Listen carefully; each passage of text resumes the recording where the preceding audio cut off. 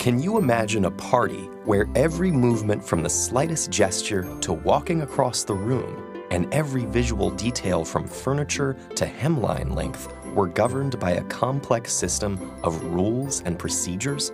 For centuries, such rituals were commonplace for European nobility, and while they've gone out of fashion, we'd recognize the components under a familiar label: ballet. Ballet, from Italian balletto or little dance, originated in Renaissance Italy as a combination of social dance and choreographed display at aristocratic gatherings.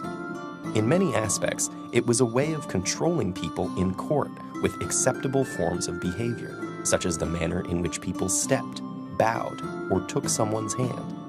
It also involved rules governing everything from attire to where one could walk or sit in relation to the king.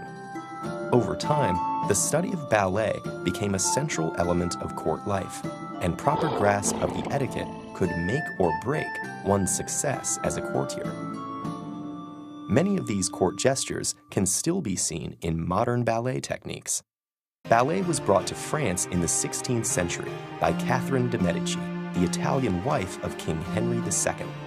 As celebrations became more lavish, so did the dance, with dancing masters teaching elaborate steps to young nobles and story elements providing a unifying theme. The focus shifted from participation to performance, and the form acquired more theatrical trappings, such as professionally designed sets and a slightly raised platform or stage with curtains and wings. But it was in the 17th century court of Louis XIV that ballet was refined into the art we know today. Louis himself had been trained in ballet from childhood. His early role as the sun god Apollo at age 15 cemented the central role ballet would play during his reign.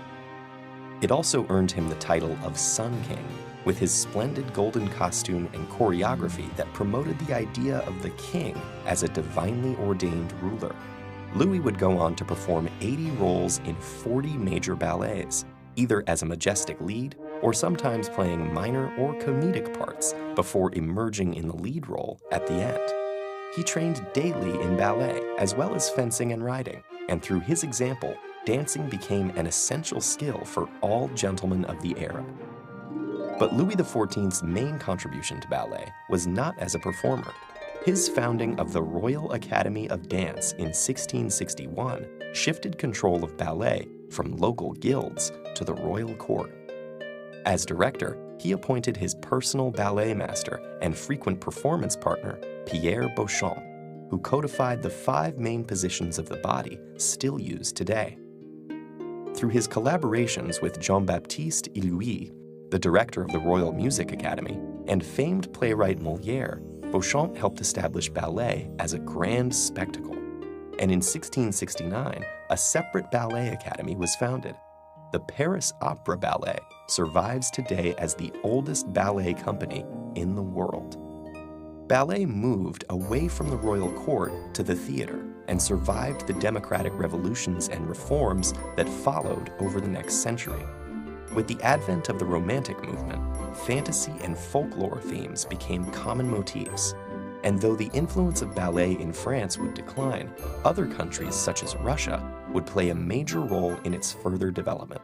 Fortunately, today most of us don't have to learn a complicated set of steps just to socialize at a wedding. Instead, we can go to the theater to see professionals who spend their lives training rigorously to perform feats that would have been unimaginable in Louis XIV's day.